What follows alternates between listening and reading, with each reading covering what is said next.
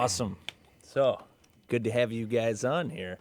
Yeah, thank you so much. I think this is an awesome setup that you have here. It's such a cool idea. Yeah, I mean, I just like Googled around and found something, and I'm like, dude, I'm gonna get that.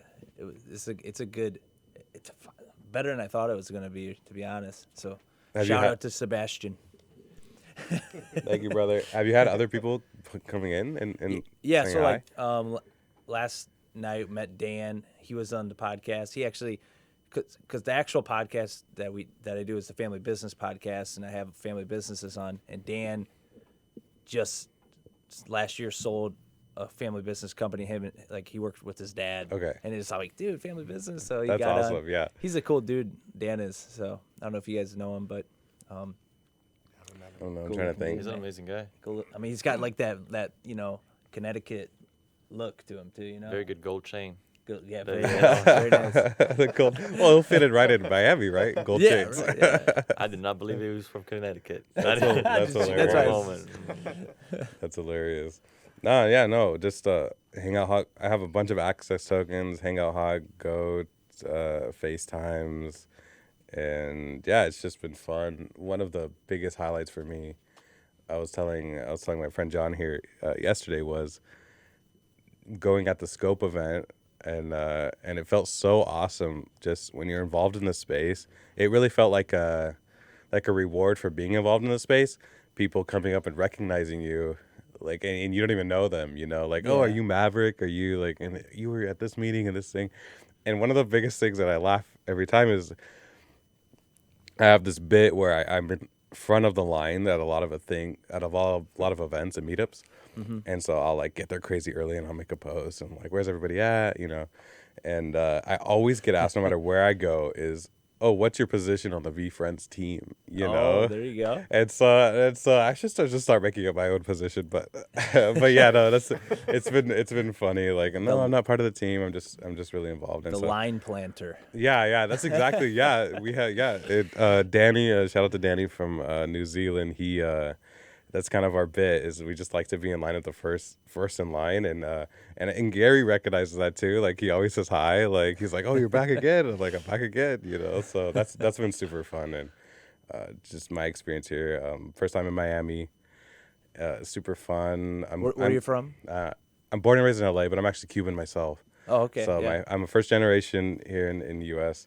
Really fun just being able to tell my story, just both my grandfather, my father, and myself. Really just really typical American dream, 0 to 7, story. And yeah, just that's kind of how I learned all the principles that Gary teaches. And my father passed away 2 years ago, and so 2 years ago I kind of got really into Gary because of a lot of what he teaches is exactly my father like was passing to me, as far as the accountability, Veefriends characters, all the characters, Patient Panda, Empathy Elephant, and in a way, like I thought at the time, my father was naive in a way, like, oh, you can't run life like just with all this giving, and empathy and whatnot. But as matured and grew older and took the time to listen, like really pay attention to how Gary's running things, it was like, oh, like kind of a light bulb clicked, and I was like, oh, this is how the world works. This is how you can grow and be generous, right? It's like Gary always talks about and over or Yeah. instead of or, and like you can be generous and make money. Like you can have empathy and make money. Like it doesn't have to be independent. Like you don't have to grow just by stepping on people, And so that's been really fun for me, learning. Just I'm almost get closer to my father, even though he's not here. Like he left me a couple of letters before he passed, and it's almost like I feel like I'm closer to him now, just especially through what Gary has taught, and it's been kind of reinforcing what my father taught, and it's felt good to hear that from someone so high up, right? Because you don't get to, anybody can say anything, right? But when somebody who's made it and who's where they want to be and they're always moving forward, saying the same things that the lineman from Southern California, says, that feels really good. Like, and so Yeah, he's made the blueprint, Like, it's possible. Right. It's absolutely possible. Yeah. It's such a good example. Like, point to anybody. It's like, oh, somebody tries to say, no, you can't run a business that way. Well, Gary does. So why can't you? You know? So Yeah, exactly. I love that. On the note of and, right? How do you juggle between your regular life, where you're doing your whole thing of, and also dealing with the okay, how can I keep up with the Veefriends community? How can I do this and that, right? How do you go about like juggling that? It's not really a matter of juggling, from my perspective, and I can only speak for myself. It's not really a matter of juggling. It's the same thing, right? Like my regular life, like when I talk to my mother, she loves hearing about Reef. She doesn't understand anything, but she loves like hearing about the characters, and like we did the Macy's deal. When I'm talking with my sisters, and the same thing. Like, so my family life and my personal life with my with business and it's very just intertwined. Like, and I think there's like it's real harmonious, and it's not something that I have to compete time with, right? I'm not. There might be times when like I feel like I need to recharge, and okay, maybe I'll go on vacation, and like I don't want to speak too much business, but for the most part on the day to day, they're not competing for my time. It's just very harmonious. Like, oh, what did Danny say on Discord? Did Gary like do any or Daniel say any announcements on Discord? Like that's part of who I am, and my family recognizes that.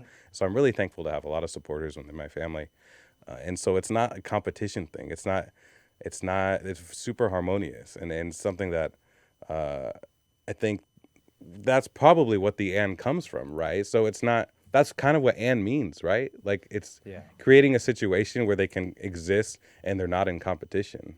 Like I'm just thinking of that now, and so or is competition, and would be harmony, and that it's not competing for time. It's just working together, and that's who you are, and that's how everybody recognizes you as, right? Like, yeah, and is it ebbs and flows too, or is it's absolute. Right.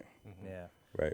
So does so do you guys have significant others? I have a girlfriend. I'm not married yet, but I have a girlfriend. What's she think about the Veefriends stuff? She thought it was a lot of money. And the moment. You mean for the characters drawing? For the characters, for like the drawing. She didn't.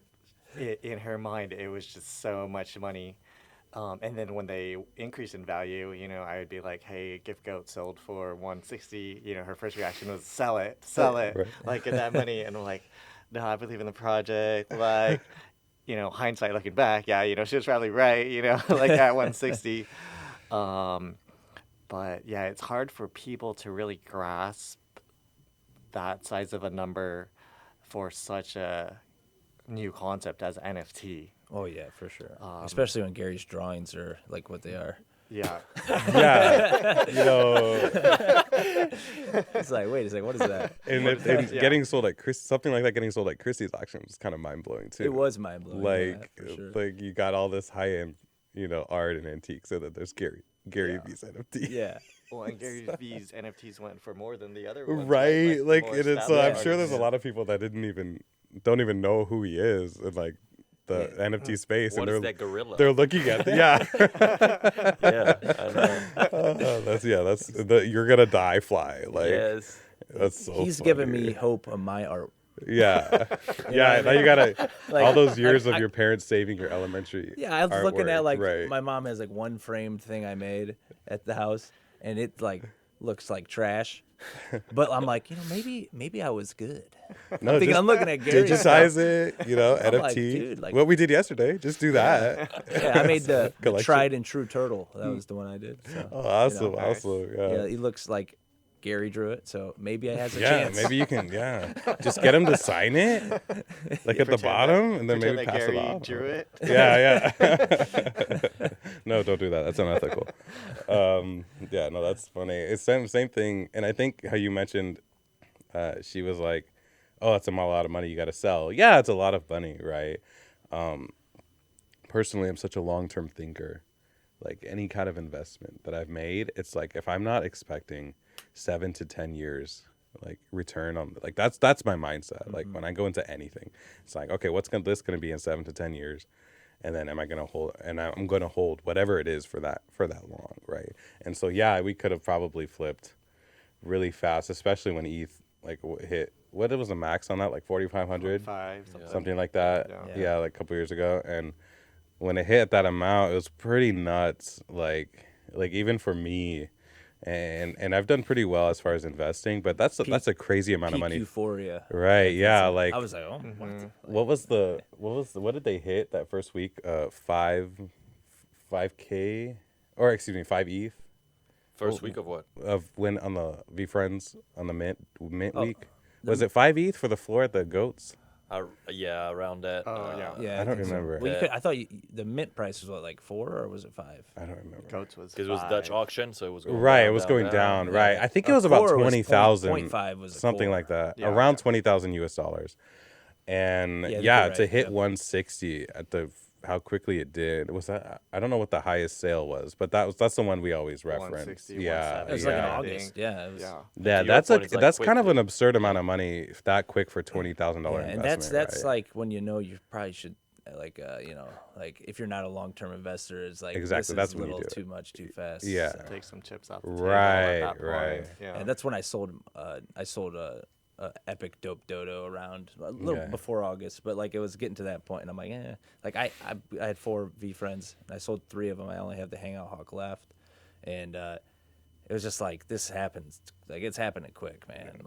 Like people, It's like crazy there's just like fast, yeah. like I don't know, like I come from like a blue collar family, and you gotta work hard for stuff, and this is like printing money. Right. Yeah, it felt a little unethical, right? I'm like, dude, this is like I gotta sell some of these things. I'll rebuy them eventually. You know, like right now is a great time to rebuy them. yeah, gotta- it really is. Just gotta do that. I just haven't got around to it. But you so. can't get so focused on either too about like timing things. No, Like I- I think that's why people who look long term have an advantage is because the timing thing doesn't even play a factor. Like it's like we have a joke among some of my friends who aren't really investors, are just like blue collar guys, you know, and they kind of have a distrust for like investing and like things like that. I think that's just a lack of understanding. But they have a joke with me, and when it's like when we're like, oh, when the market's down, what do we do? And it's like we buy. And it's like, okay, when the market plateaus, what are we doing? We buy. And I'm like, okay, but when the market's up, what are we doing? And we're like, okay, we're buying.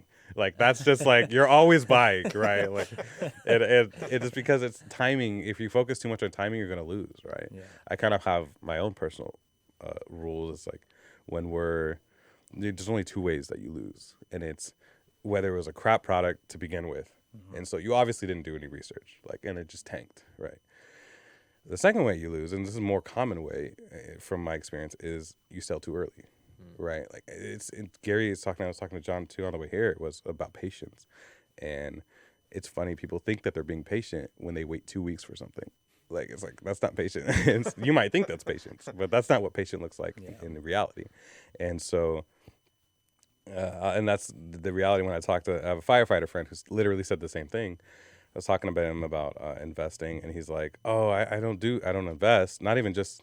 And I'm talking stock markets. Like I'm not even just talking about crypto and NFTs, but he's like, I don't invest because all my buddies, like, they'll invest in a company, and then 2 weeks they'll lose all their money. And I'm like, well, what do you mean they lost their money? And he's like, oh, well, they sold at a lower price. And I'm like, well, that was the problem, right? Like you waited 2 weeks and you sold at a lower price. Of course you're gonna lose money. Like, what are you talking about? Yeah. And so yeah, when you think long term, you kind of that like timing the market kind of like goes out the window, because if you look at, and this is an actual stat.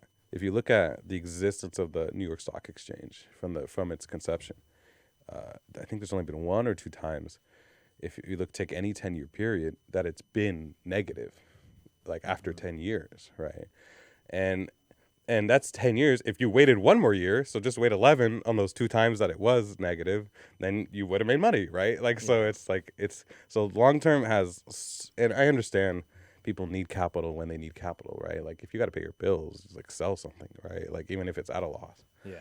I understand that, but you shouldn't be investing money you can't afford to lose anyways, right? So yeah, that's why long term, in my opinion, has such a big advantage over trying to time the market and day traders. And I understand people make money that way. I don't want to like bash on people who have a good system, good thing going for them, but I find that especially for the day-to-day blue collar people, Like if you've got to be thinking long term. Yeah. What do you do on the day basis, Maverick? Day to day, Yeah. whatever I want to do. So my story is actually pretty incredible. I live off of my investments right now, so I basically just interest made, and that's kind of what I live off for the year. Mm-hmm. And obviously, I try to do. I have general rules of thumbs. Like I generally, if my investments, I'll take less if I didn't make like let's say more than 4%, but that's like crazy rare. That hasn't happened yet. But like I have some general rules of thumb as far as, excuse me, what I take off of sales at the end of the year.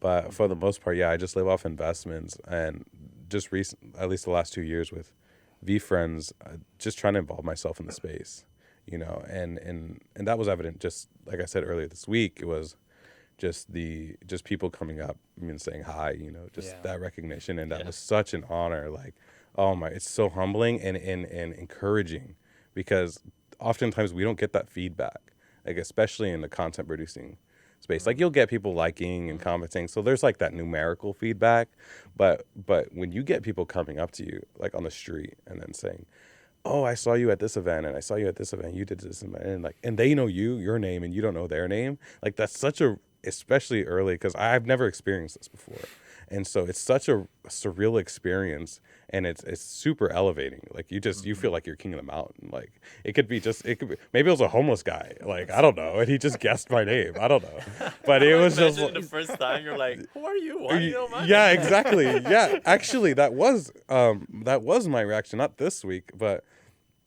what was the event that we had? Atlanta, the Gift Goats Atlanta, and I never been to Atlanta, but the person sitting next to me on the plane seat was like, hey, is this you? And they pull up on Instagram, and it's a picture of me and Gary. And I'm like, yeah. They're like, you're Maverick. Well, that's how they started to say, you're Maverick. And I'm like, wait, how do you know that? Like, how do you know me? And they're like, this is you. And it was a picture of me and Gary. And I was like, yeah, that's me, It's like, yeah, my first reaction was like, wait, how do you know me? Like, I'm about to get blackmailed here. And but I'm no. sitting next to you on the plane. Yeah, exactly. I know who you are. And was that a Veefriend person or just not even? No, they're not even Veefriend related. person? I think they followed Gary and like really heavily, and so they understood Veefriends, but they didn't own anything. I asked them like, what do you own? And they're like, oh well, they didn't understand NFTs and stuff, so that's why they're not in the space. Mm-hmm. Well, that's another thing that we got to fix. Web3 people is that's the only way that's the only way NFTs and crypto is user interface, like how the user interacts with NFTs and cryptos. That needs to be streamlined like to the max. Yeah. Because my grandma needs to be able to figure that out if it's gonna be as useful as we want it to be, right? Yeah, it's not going anywhere like big time until like mainstream until your grandma, my grandma, Exactly right. can use that stuff. Exactly, So, and like flawlessly without knowing. right, and that's how it's gonna be implemented anyways. It's funny, like it's because on the user side, it really doesn't feel too much different than swiping like your debit card, right? Like it's just numbers on a screen, right? And then you trade that for a product. So that's it's got to be at that level, in my opinion, before it really gets to the point where it's just like, okay, everybody uses it, right? I don't know if I want my grandma to see Nicolas Cage memes. Or I don't want her to know. or some of that Beeple art. I'm not sure. Yeah, this is Madonna, Mom. Yeah. By no, this Beeple. is culture. You're just uncultured. I don't know if did you guys see the Madonna Beeple. I didn't. I saw the one. You I can imagine what it is. Maybe I could look it up, but He's no. been doing a lot of naked stuff lately. I don't know Recently, why. yeah, I don't. Yeah. The one that Yeah, always he- sticks in mind is Must have realized he can get his childhood fantasy people to come be naked in front of him, and then he makes art on it. I don't. How old is he? I don't even know how old. not He's in sure. his 40s. He's cool. He's a really cool guy. Like if you talk to him, he's really Yeah, chill. But it's hilarious. The one that. So I never paid attention to him at all. The first time that I saw the piece he did that sold, what was it, 64 million or something Crazy crazy number, like yeah, that. yeah. Absolutely, that's nuts, right? Like that's not just Yeah, me. that kind of shocked the world. Yeah. That was the beginning, in my Yeah. opinion. Yeah, Everybody for put sure. the eyes on it. People are like, whoa, what? Oh, absolutely. Yeah. Yeah. That's what kind of put NFTs on the map, right? Everyone saw that number. Yeah, and- it hit the headlines for Yeah. sure. Yeah, yeah, and it's a good thing and a bad thing, right? Like, because you get the attention, but then is it the attention that you want, right? And obviously, there's other people that say, "Oh, there's no such thing as bad publicity," right? And but that brought a lot of new people into the space, and I think that that's caused poor expectations, like with what NFTs are and crypto and like what the technology really does, right? Because that's what it is. It's technology, and like, we can use it for art and like, but it's a digital contract like that. So Yeah. imagine any physical contract that you have in real life, you can just, all you're doing is digitizing it in a way that people will trust. That's It's trustless in the sense that like oracles, they take data from the real world, so you don't have to trust somebody. You just right. Yeah, I understand. Yeah. Yeah. So you're trusting in a trustless. Yes. Yeah. Right. It has, Yeah. it's like a mutual like understanding almost, Yeah, like you that, don't like gotta worry that that- is the real, right, exactly, the lack of worry. Yeah. And like, so yeah, if you're, I don't know if I was telling you this too, John, but if your business, in my opinion, if your business can exist without NFTs, then it probably won't exist with NFTs. So the NFT is the tool, right? And it might streamline, it might make businesses that were struggling to exist, but the NFT is the tool that really sets them over the top and like, okay, this is really marketable, right? But that's it. But if the contract, if you can't write a physical contract of whatever you're trying to do, whether it's a ticket, right? Because the picture is just a visual representation of what the actual contract is. Yes. Yeah. Right. And so, and I think that blows over a lot of the main, because that's going back to the people thing. Like, it set expectations for like, oh, this is the NFT. It's the JPEG, when it's not the JPEG. It's the promise behind it. Right. And so it's just a visual representation of what's behind it. And so the art that's like, I told my mom, she was really trying to describe, and I don't know, somebody probably has a really good analogy, but that's like getting something for just the picture in NFT world, or like saying that that's all crypto and blockchain is good for, is just art, is like buying a Lamborghini because you have a long driveway. So you buy a Lamborghini to go pick up your mail, and then you drive it, and that's all you use the Lamborghini for. Like there's so much more to it than just like. It's not the best analogy, but I love the idea of Yeah, it. it's funny. Like, I was trying, yeah, exactly. Feet off, and put it in your bag. Exactly. I like, get your point. You're not gonna like race. Like, there's so much more to it. Like, I that's love it. why you wanted to get your mail, so you bought a Lambo. Like, just get a You little just need a golf Tesla cart. now. Them things accelerate like crazy. Yeah, dude. I got a buddy of mine just bought. What was the model? I don't remember what he bought, but I was like, it was my Blade? first time in a Tesla. The Blade model, the one that just slams on it. Yeah, I would assume, because that thing hauled. I was like, I know. Yeah, we drove one from the airport. Yeah. The problem was we trusted the auto drive, and they're Okay. like, dude, this is sweet, it's driving itself, and then we're just like chilling, and then like Gabriel sends us our location, like, yo, where are you guys going? And 'Cause we were going from we're like Fort 20 Lauderdale. minutes south of like Miami. We're like, oh shit, like why are we letting this thing drive us somewhere? We don't even know. Like, it was the wrong city on the address we put in. it's a user error. User, wasn't- well, I Yeah, don't know, the like, Tesla. Davide put Trust it in. error. Yes. Yeah, it wasn't a trustless system. yeah, there you go. Yeah. They gotta implement some blockchain in those Teslas. Yes, for Yeah. sure. Well, he's talked about that, right? Like having them mine or something. I don't know if he's Oh yeah. Yeah. Yeah. like. Yeah. might have been- was that there- might have been a when they meme. were charging. Yeah. I don't know. Yeah, when they're charging, right? Right. Like, Because they have enough Oh, CPU yeah. for it. right. So, in a way. Yeah, but But- then it doesn't charge as fast, you know. There's not all that power. But so you were trying Blade mode like very very fast with your friend, you say? well, he was driving. It was my Right. first time in a Tesla. Like, Yeah. I never, like, I'm not a big car guy. Like, I got a car that's getting worked on for me just because I thought it was cool. I got a good deal on the chassis. It was a 37 Chrysler, really Airstream, really nice car. But I'm not a big car guy, and so I don't really care like Teslas, like Ferraris, Lambos. But my buddy bought one, and he's like, "Hey, come a ride with me." Oh, well, actually, it's kind of funny because he was gonna give me a ride to the airport, And I was like, oh, don't worry, I got you gas money. He's like, okay, cool, yeah, give me gas money. And, so, and he pulls up in a Tesla. And, Cash App him yeah, before he showed up. yeah, exactly, yeah. So I sent him some money, you know, and then he pulls up in a Tesla, and he was like, let's go get some food, you know. So it was funny, but yeah, he drove that, and so the road I'm on it's almost like a track just because it has really long turns, so you can go quite quickly on the road that I live on. And yeah, so we started at one end. He was like, he went the wrong way out of my driveway, and I said, hey, it's the other one. He's like, yeah, but I want to start at the end of the road, you know. And I'm like, all right, you know. So we started at the end of the road, and then he just steps on that pedal, and like I was like, this is electric. Like, It's like a roller coaster. It isn't was it? crazy. hits you. Yeah, I felt the need to like. To get the racing belt, whatever you call that, seat belts that they put over your shoulders, you know, and a helmet, but that thing hauled, and I was impressed. Like that was awesome. And I remember that's been the gripe in my family for electric cars for a long time, was like, it's not combustion engine power, you know, but I mean that's some pretty serious competition, like with that technology, you know, how it's growing. It's a great tool, but at the end, we're talking about it because it's a feeling. Right, so it's that human connection of what makes you feel, and actually, when you were talking about NFTs earlier, yes, it's a new technology, but I've always, like in the past year, since I've learned a little bit more of it, right, since its conception of Veefriends, that's where I've learned NFTs. I've tried to put my finger over the fact of why there's so much excitement, and why there's a new technology, but there's new technology every day. Like Neuralink passed 2 days ago. Right. There's not that much hype over having a chip in your brain as much as with NFTs.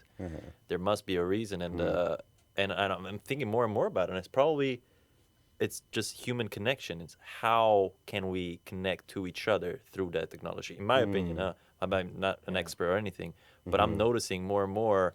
Like, okay, now crypto is whatever, the market is going down. A lot of people are just going away, but these events are still happening. Influencing people are still on board for some reason. They didn't dip out. There's a whole Gateway event. There's Christie is still here. They're in Miami. They're still, yes, they've done a year ago NFT sales over at their auctions, but they're still selling and promoting and pushing that technology because they know that eventually we'll win because we are humans and what we love is connecting and feeling, and it hits me every time that I think of NFTs. It puts a smile on my face. It's giving me that goosebumps feelings of there's more to it than just a contract, because that contract is me having a connection, a trust with another human being that I couldn't do before, and that to me is unvaluable, and that's probably the reason why the value was so high at the beginning. Probably. Is because the hype was so strong because everybody felt that. Right. I love that. To me it's fantastic, and by talking with people like you, that to me is the number one reason why I'm so grateful that this space even exists. You're wrapping a Fly Fish Club hat, right. and I know a bunch of people in New York because I'll be moving there in March. And I know a bunch of people that I met there here and out. I went to the Macy's event and I met a bunch of them. But also yesterday we were on an elevator and this guy was like, "Oh, you got a Veefriend thing?" And we were like, And he was like, "Oh, you guys know Gary Vee?" And this guy was like probably in his 60s, 70s. Yeah. Wow. And his wife didn't care at all. She was going in the elevator. She was like, "Come on, let's go." and the guy was like, "Oh, so Gary Vee's in town?" And I was like, because yes, they didn't recognize my face, but they recognize the connection, the brand. Yes. It's the community, man. It's and that's why you could tell in his eyes the feeling was there. Yeah, that's why it's gotten so popular, because you have a community, and you know the technology I think is overshadowed right now because of the fact that everybody, like, you know, we talk about blue collar, like the masses. Everybody sees it as an elephant in a sombrero. Right. You know, there's the South Park NFT thing. I don't know if you guys seen that. Oh, it's yeah, like that was so good. He's selling, like everybody's everybody's dead. So He's like, good. well, at least I still got this taco wearing a sombrero and a skateboard or whatever it is. I love it. That's like the legit how people look at it right now. So it's until that matures, I mean, we're just kind of. But the in fact this that cool we're spot laughing right now. at it, it's because we're humble enough Well, to understand it. We're part of the Right. the community, though. Right. In a way. I have a buddy, he owns I don't know how many, but he owns the Bored Ape, and he recently got interviewed. Man, I'm so bad with names, but he recently got interviewed, and one of the questions they asked him was like, and the interviewer, he's in the NFT space, so he kind of was like just playing devil's advocate. Yeah. And the interviewer said, how would you feel, somebody screenshotted your NFT, da, da, da, The da. usual. Yeah, blah, blah, blah, blah. And I think it's like to us, like you said, we're laughing, Yeah. right? Like, it's such a simple question, like to us, Yeah. right? It's a good meme. Right.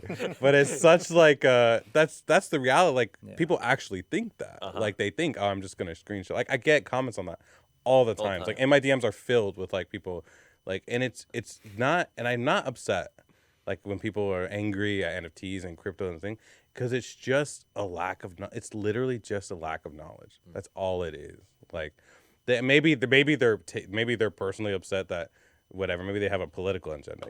Rich are getting richer. Whatever thing. But when people are upset, like when they bring up the screenshotting thing, like it's like you said, it's a good meme, like for us. But that's the reality of a lot of people. Like, they just don't understand the technology, and like what it's absolutely capable of. It's hard to understand it. Yeah, no, it is, and once like you were saying, like when it gets to the point where it's just as easy as my grandma doing it, then it's on the user end, you're not even gonna know, right? You said that, right?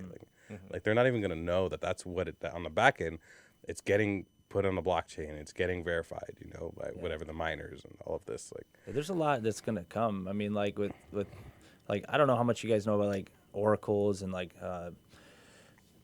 Chainlink and like kind of Not too much. I haven't the followed it too protocols much, they yeah. do, and like the interoperability of working between blockchains. Because like you never know, a company might have it's like Apple could have a blockchain. Well, if Samsung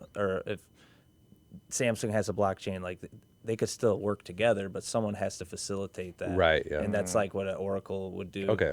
But like, you get into that kind of stuff, man, and there's a lot of technical stuff, and but that's like the exciting stuff that actually you could see making a difference and being implemented. It's just got to get to the point where it's matured and not just a snake that is a picture of a snake, like with a hat on or something. Like, that's what it's hard for people to look. It really is, and like to their credit, like would you really trust a contract and physical contract that had that picture on the front, right? Like how seriously? Like, you would think, how seriously are these people?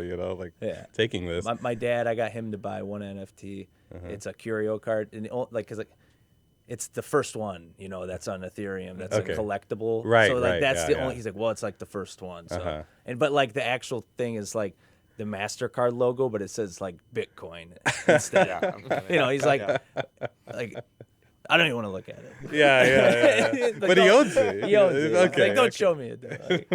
You said Oracle a moment ago. I thought of a temple, like somebody actually predicting that. What's next in the crypto space? Oh, Oracle. Yeah. I was like, where are you The going? Oracle. Hey, maybe there's The gonna Oracle. maybe there's, I go to there's this people place. like that, right? Yeah. I Trying go to to make this those place. There's predictions. these. It's in the mountains. It's foggy. Yeah. There's these old guys. They know exactly what's gonna happen. Yeah. It's like a Stonehenge, Yeah. but instead of that, it's like a Bitcoin symbol, like ETH symbol. I love Yeah, it. like, how did they know? How do they know? Yeah. The only thing is, it does require a blood sacrifice. Yeah. And so it's little harsh. Let's give him Sam from FTX. That's fine. Yes, throw it out there. That Oh, guy's man, on they're a lot of. they're He's on a coming for lot you. of lists You're right coming now. for it. He's on a lot of lists. Yeah. And stuff like that too. That's obviously like that looks terrible, Yeah. right? Like and I mean, Gary's been saying this since the beginning. Like 99% of projects like are gonna rug. Like, and then maybe not rug, but just be trash. Yeah, it's very shocking. I Stuff want like to that. see Yeah. this Facebook of Web 3.0 though. I want to know who that Zuckerberg will be, Oh yeah. because there will be somebody that maybe not. Maybe there's gonna be a lot of decentralization. There's not gonna be one like No, a bunch of. it's gonna be.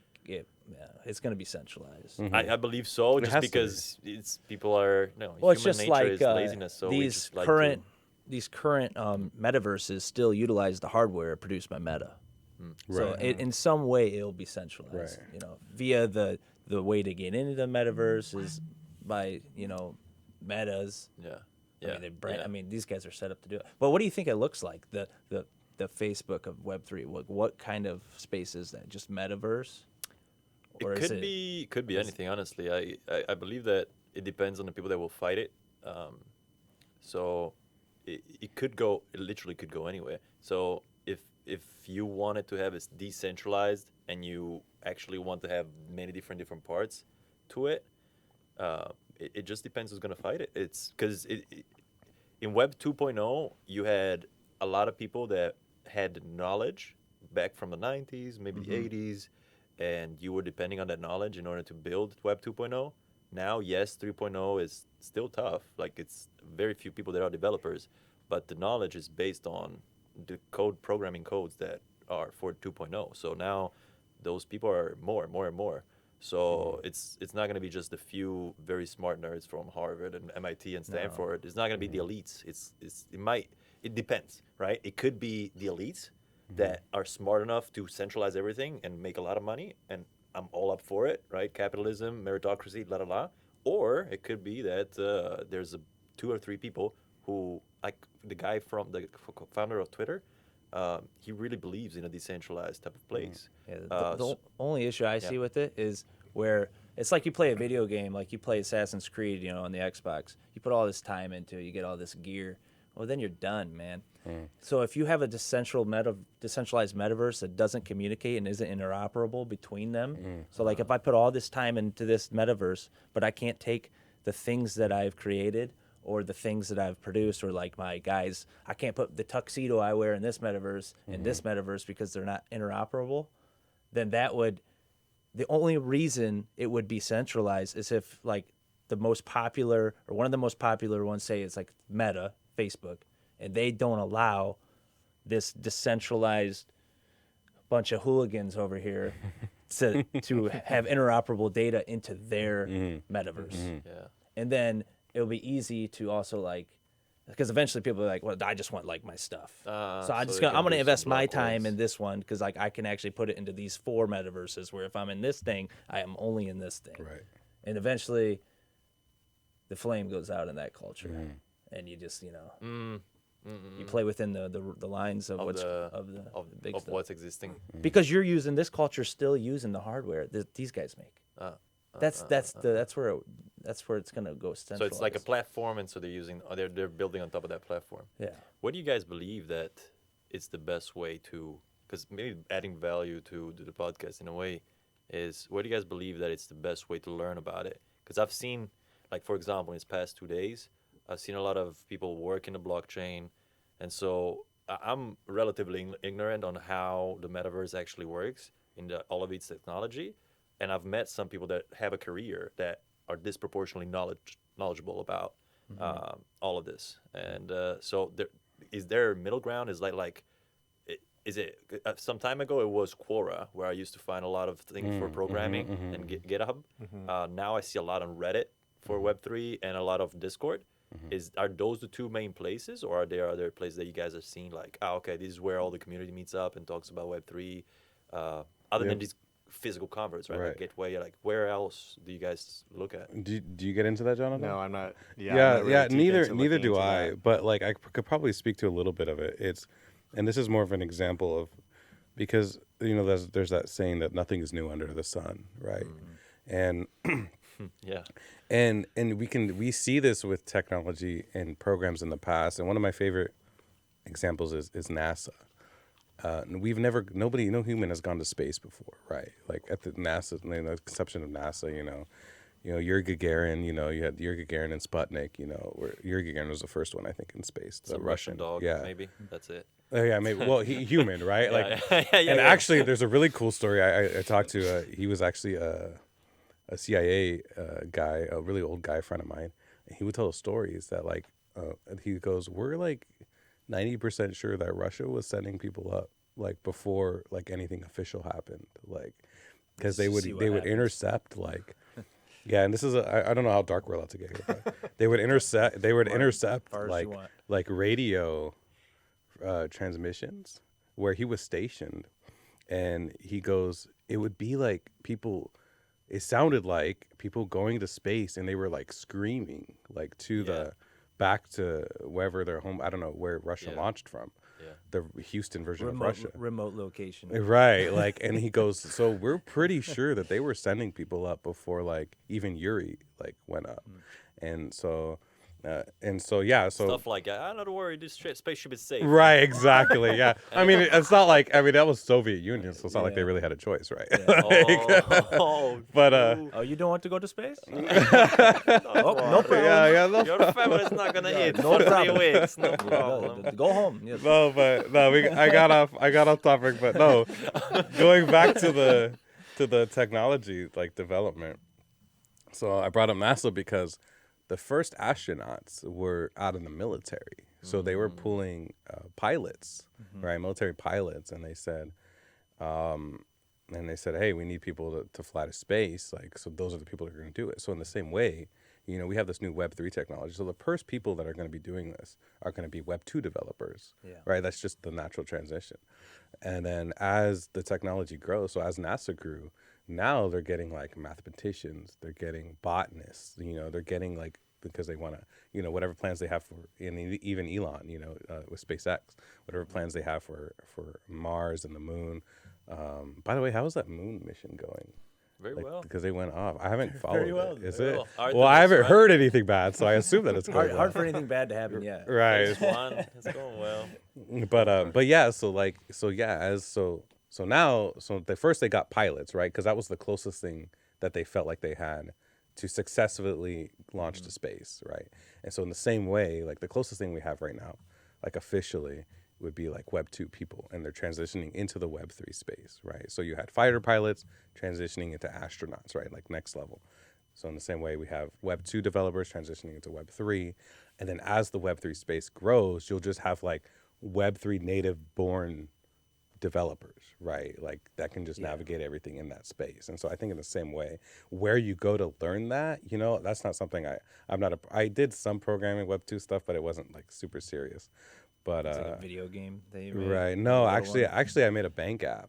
Oh, bank For app. a bank app. Yeah, so I worked on a bank app out in Texas. It was my first and only contract. And they actually asked to redo, but the timing was that that was kind of right at the same time that because I had invested my whole adult life. And so my story is that I invested my whole adult life, about a decade passed, and then it was about the time that I finished that contract in Texas, and I had never looked at my investments.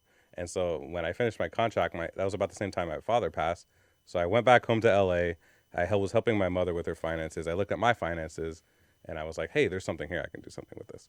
And so that's kind of like where my serious investing journey started a couple years ago. But yeah, so I never got into like really serious development. But that's what I imagine is going to be a very similar situation where you're using the people that you have now, and then as the tech grows, you're going to have native programmers just born into that kind of programming space, I agree. right? Like, I agree. Yeah. I love how young guys right now, like Ferocious, I think his name is, one of the guys at VCon. He's a very young kid, tremendous. And they apply to the Web3 as if it's eating pasta. It's nothing to them. It's, Right. You like that analogy? I love how you say eating pasta. You know? It's the easiest thing for me, baby. Yeah, spaghetti. Just blow with it. Wait, I missed something. You're Italian or what? Yeah, he's Italian. Oh, okay. That makes sense. In America, it'd be like eating mashed Let potatoes. me move this microphone a little Yeah. Yeah, you got to be careful where you're putting your hands. How you're going to knock down equipment. It's like eating pasta, man. You know, that is easy. That's why my hands are under the table. Yeah, 'cause otherwise you're sitting on them. Yeah. I need to stop them from moving. Oh, that's great. That's great. And no, there's fantastic kids, and that's why I'm so pushed. I'm like, where are they getting it from? And that's so honestly, I really need to get. And that's the other reason why I asked you that question of how you're juggling it, because I'm asking all selfish questions here. I love y'all. He's like, But, let's add some value. Dude, let's Answer learn. my Let's question. learn. I'm just, I love it. because the same questions that I have, I know okay, for sure the people listening also have in Sure. a way. But course. again, I'm a little selfish. But whatever.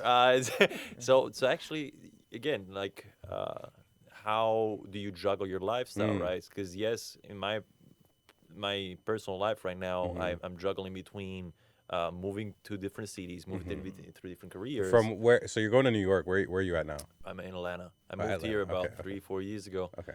Did my master's in mechanical engineering in Florida. Okay. Found a job in Atlanta. So currently have a visa here in process to go towards, permanent residency, la la la. So, He's single, ladies, by the way. Right, yeah. Italian, and good-looking single man. in the Web 3.0 Uh-huh. space. So, New York, yeah. But yeah, I'm curious of how that could work on a juggling side. That's why I'm like so interested because Right, yeah. I see a lot of people Yeah. doing it. Uh-huh. There must be ways, and it's Yeah. just about talking to each other and keeping that energy going. Right. If I can touch on that just a sec. Were you going to say something, John? Oh, yeah. So you're Go looking ahead. to get into Web3 yourself. Yeah. So that's why you're trying to find out like what's the best way to learn about these Yeah. I see. areas. Yeah. Okay. Because I've been very active on Discords in general. Mhm. But again, like the fact that I have this, they call it spada di Damocles, like this little sword over your head. At any moment, it could drop down because of my visa situation. So I'm always like, I gotta be careful. I'm going there, but I gotta be. I'm still here, right? Yeah. So So you have to have your regular job and then kind of have that other thing on the side. yes. There's no right or wrong way to do it. Like, it's not like an ethical. Like, I mean, I guess it could be, Man, right? I love But- Maverick, man. You're so chill, man. I love it. I love it. It's like, no, don't worry. Long-term investment. It's all right. Everything's fine. It's Yeah, like, no, love but I it. really, you have, I feel like, well, for one thing, it's like crap for your health. Like, like if you're like sitting in front of the TV, like I got an uncle like this. He, like every morning he turns on the news and he looks at the S&P, 500 Dow Jones, and it's just like that's how he lives his life, and it's just like the stress you already put yourself under living like that, right? But no, there's no for balance. It's like there's no right or wrong way to like if you don't want to do something just say no, right? Like and that might seem like so obvious, but I think people think that like if they get like the only way to get to point A to point B is a straight line, like, and it's not. That's the fastest way, right? But is that the best way for you?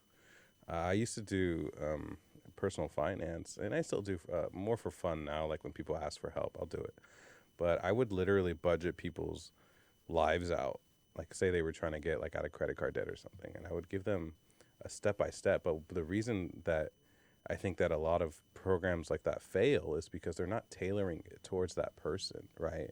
The program is designed to get to point A to point B in a straight line as fast as possible, right? But that person has other priorities in their life, like whether it's their kids or maybe they just love boats and they want to get a boat like sooner than they want to buy a house, or whatever their priorities are. And so when you sit down with people and you talk about, okay, what do you want to do? What are your goals, your short-term goals, long-term goals? And they'll say things like that, like, oh, I want to get a boat before I get a house. I'm like, okay, that's fine. Then that like general purpose plan, not that it's bad, not that that person has bad intentions, like creating that plan and selling it to you, or whatever it is, that program, but that's not tailored towards you. So in the same way, like when you're trying to balance life and whatnot, like you have your own priorities and you care about the things that somebody else might not care about. And it's okay not to get from minimum, I don't know what minimum wage now is, like 40,000. I don't know. It depends on the less state, on I the guess. state. Yeah. It's probably that's like $7 an hour. Oh, that's the federal, right, or something. Yeah. Well, So I mean, yeah. Like Ohio, it's federal. It's the minimum. right. Okay. Yeah. So depending on the Ohio's what, state, I 7? suppose $7. Yeah, it's like 7 something. Yeah, that's Yeah. crazy. Yeah, But I mean, I'm apart from my feelings on I mean, you minimum ain't getting wage. no one at $7 an hour. Right. Yeah. So, but yeah. So like, like whatever you're trying to accomplish, like, yeah. So getting from minimum wage to $1 million, yeah. The fastest way to do it is doing X, Y, Z, and that's gonna get you straight line, right? But you're gonna be miserable the whole time doing it, And so it's okay. I think people need to be here's a great story. This is like I'm gonna just tell you a story that's like one of the most dearest things to me in my life. Okay, so I told you I'm a first generation Cuban immigrant, right? And I'm gonna get emotional, dude. My grandfather, he worked in the 60s. That was during the Cuban Revolution, and Castro had just taken over. And people started to realize that, hey, we supported him, but now we don't like him. All right, and he's a former dictator of Cuba. I don't know who's in charge there now, but my grandfather was like, okay, I want to get my family out. And so what they had him do is you work in labor camps. And my grandfather particularly, and his brothers, so my uncles, they worked in the sugarcane fields. and everything's rationed. It still is there, by the way, in Cuba, for very sad conditions in a lot of the areas, or most of the country. But he worked in the sugarcane fields at the labor camps. And so, to keep it short, he finished his term there. I believe it was like 4 to 6 years. I forget the exact amount that he worked in these fields. And then finally, he got the government permission. So in 1969, actually, we talked about NASA, the single day, the same day they landed on the moon, was the same day my family landed in the United States. Oh, come on, man. And That is so awesome. it's awesome. That And is so awesome. it's like one small step, you know, for One small man, step for and then it's Maverick. like one giant step for the Galindo family, right? For the Like Galindo so, family. Wow. so yeah. So the same day they came over, That's and perfect. and so they moved. They went to Florida, and then they moved to LA. My father grows up. He's a teenager, and my grandfather and father worked in the same. They handmade Letterman's jackets for high schoolers. And my father, they worked at the same time, my grandfather and father. My father was in the front sweeping. And a bunch of cheerleaders came in. And my father, you know, he was embarrassed, you know. So he kind of started sweeping in the corner. And then as they like started moving up, he went to the back, you know. And my grandfather, he barely speaks any English, my grandfather. But he was like, well, he doesn't want to help them, so I'll go help them, you know. My grandfather goes to the front and helps the cheerleaders. It was a pleasant interaction, and then they leave. And then they left, and then my father came out from the back again with his broom and continued to sweep. And my grandfather noticed, but he didn't say anything. He didn't say anything at first, you know. So they finished their shift that day. Excuse me. And on their way home, they walk home. They didn't have a car, and my father said, or my grandfather, you know, just took my father and was like, you know, like, there's like, I forget the Spanish. I need to learn the Spanish thing, but it translates in a way that says like, any honest work is like nothing to be ashamed of, you know? Mm-hmm. And so when I think about, I really think we need to normalize in society, like that the straight line, from going back to what we're talking about, the point A to point B, the fastest way to straight line, like it's okay not to do that. Like if you want to just live in the van and you're happy and you're taking photography pictures and you're able to sustain yourself, you know, and that's what you want to do for like 4 years, then just do it, you know, like, and that's what's making you happy, you know, just do it. And then so you're going to take a left turn, you know, for the first 4 years, fine. And then then you meet somebody and you click and he's like a real estate mogul and he takes you under his wing, then you start doing real estate, you know, and then you do that for 10 years and then you get tired of that and you want to start a hotel business or something and you buy a hotel or make whatever. your own road. No, Yeah. And so, so own that whole path. balance thing, it's like, and Gary talks about this a lot, like just don't care about what other people think, like just balance for you. And you can use people's templates. I'm all about that because it's so hard often to start, whether it's budgeting or your own life and programming or whatever, to start from zero. Like that's incredibly difficult to start from zero. So you take what other people have learned, right, and then you tailor it towards what you're trying to accomplish, right? And yeah, so that's where real balance with contentment comes from, right? So it's not an or, right? It's not in competition. It's an and it's your and. It's not John's and, right? It's my and, Maverick's and. And if I want to, like I said, want to go, because I've actually say that because I'm actually building a bus, and I do want to travel in North America for the next year, starting next year. And that would be so fun, and nobody gives me crap about it. I mean, and if they do, I don't hear it because I don't care, you know, that I'm going to be living in a bus that I built, you know, and just traveling around and taking pictures, you know, and so because that's my balance, you know, and so yeah, just tailor it towards you, and I think that leads to contentment, to peace, and it's, Gary says it again, like it's better to be happy, you know, than to be a millionaire. And what I found is that it doesn't matter. In my years of personal finance, it doesn't matter how much money you make, right? It matters what you do with it. And I find that people, whether it comes to happiness or money behavior, if the people had the same literally the same problems, whether they made $40,000 a year or they made $140,000 a year, the problems were the same. And it's like, well, why? Because it's not about how much money they make, obviously, because then they would have different problems. It's about what they're doing with that money, right? And then you're the and I guess that sounds selfish, right? To think like, but you got to make sure that like your balance is your balance and not anybody else's balance. Like, I think that's the key. And that's a beautiful teaching from a family story on a family podcast. Well, I mean, that was incredible that you're. I mean, I can't believe that is such a good about how your family landed in America.